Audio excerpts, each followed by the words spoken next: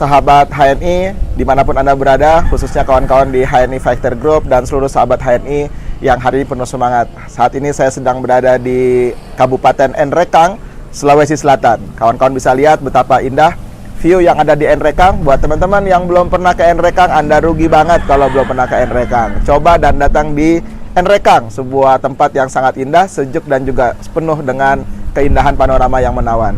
Insya Allah pada pertemuan hari ini di program Friday on Fire bedah buku TMB, saya akan coba menjelaskan tentang bab 4 peluang bisnis, khususnya tentang bahasan perbedaan antara dagang dengan bisnis.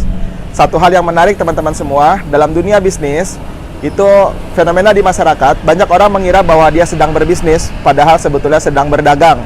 Sebab antara dagang dan bisnis dua sisi berbeda, meskipun sama-sama jualan. Maka teman-teman yang ketika hari ini sedang membangun wirausaha, semangat sedang membangun entrepreneur, pertanyaannya, kawan-kawan sedang berdagang apa sedang berbisnis?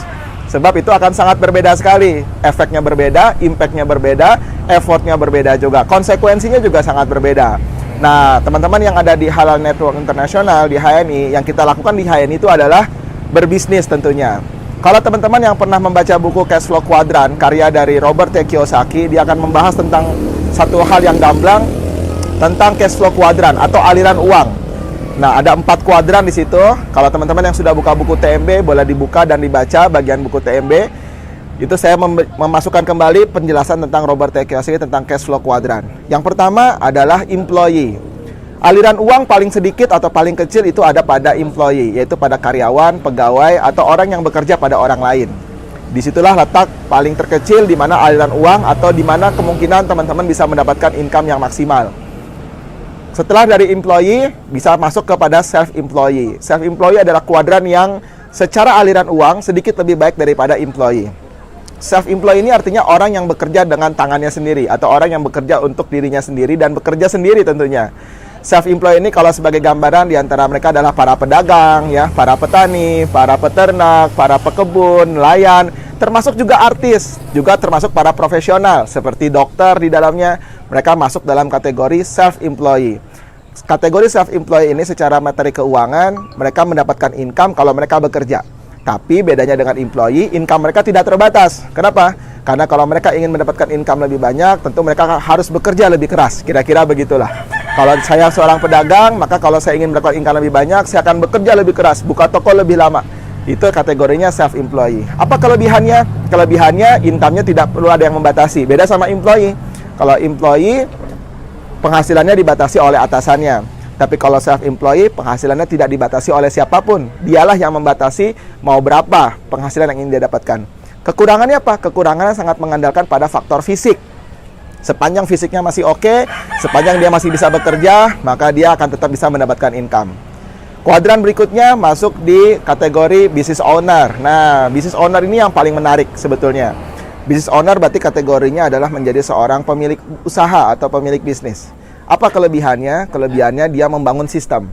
Dia membangun manajemen, dia membangun tim, dia membangun orang, dia membangun sistem. Sehingga akhirnya tim, orang-orang, dan manajemen serta sistem itu bekerja untuk dirinya. Jadi teman-teman sekalian, business owner adalah pilihan paling terbaik buat siapapun yang ingin memulai usaha, menjadi pemilik usaha. Kata kuncinya tentu harus membangun sistem.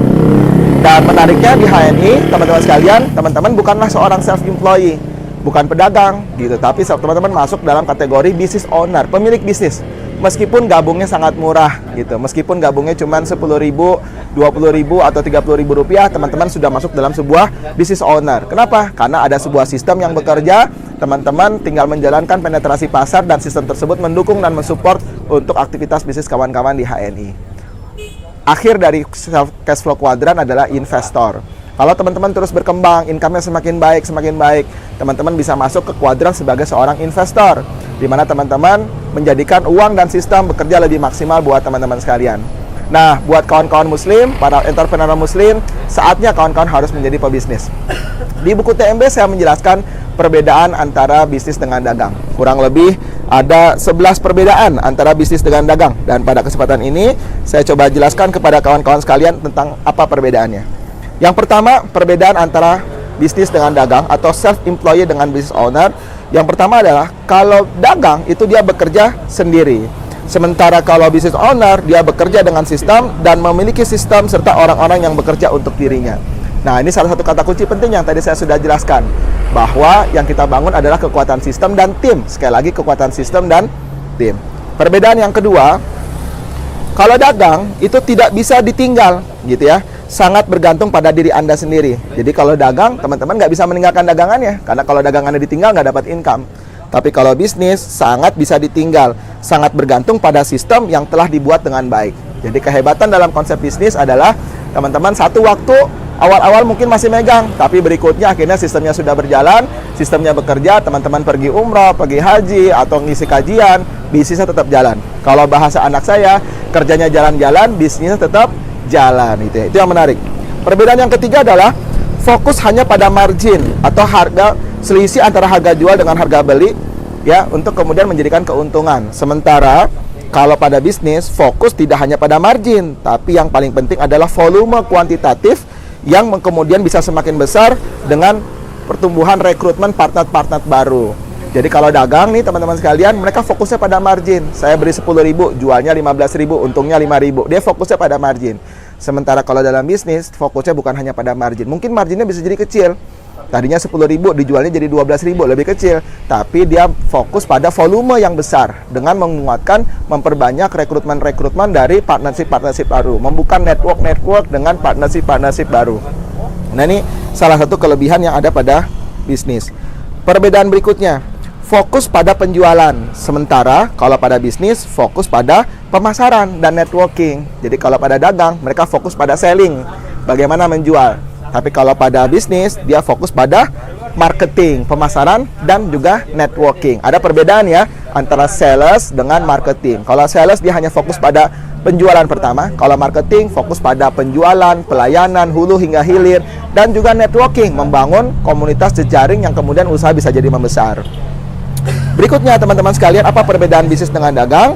Kalau dagang itu berorientasi yang penting terjual dan memenuhi target harian dari penjualan. Sementara kalau pada bisnis berorientasi tidak hanya pada penjualan, tapi yang utama adalah pelayanan dan review kepuasan pelanggan. Nah, ini salah satu yang menarik perbedaan antara dagang dengan bisnis ya.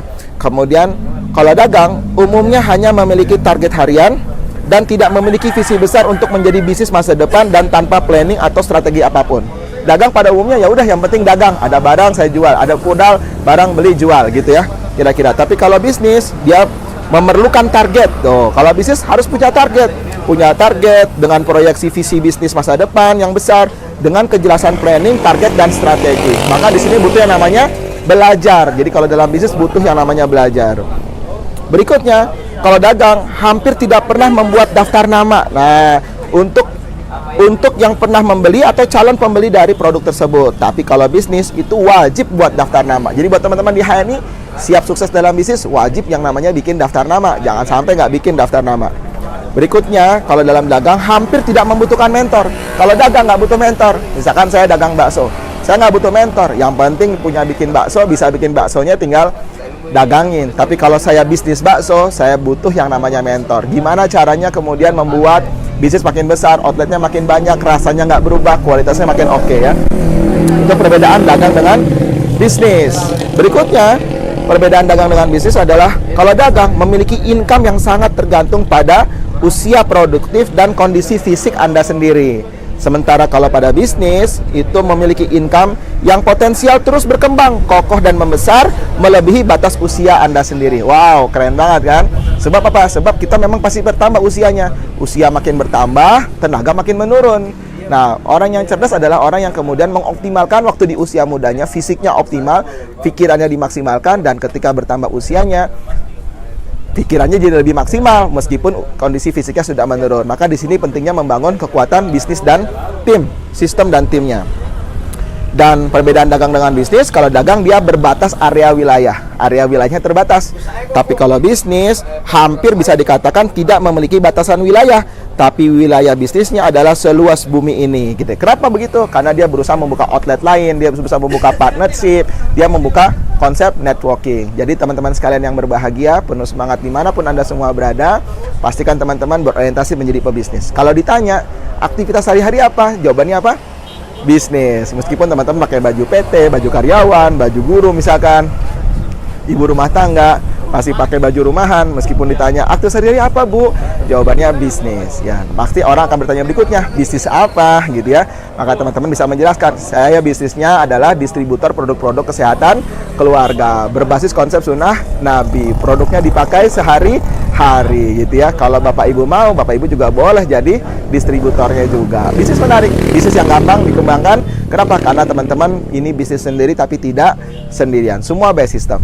Dari Kabupaten Nrekang, Sulawesi Selatan, buat teman-teman HNI dimanapun Anda semua berada, rasa semangat yang menggelora dari sini mudah-mudahan terasa sampai di sana. Salam semangat luar biasa, penuh prestasi. Wassalamualaikum warahmatullahi wabarakatuh.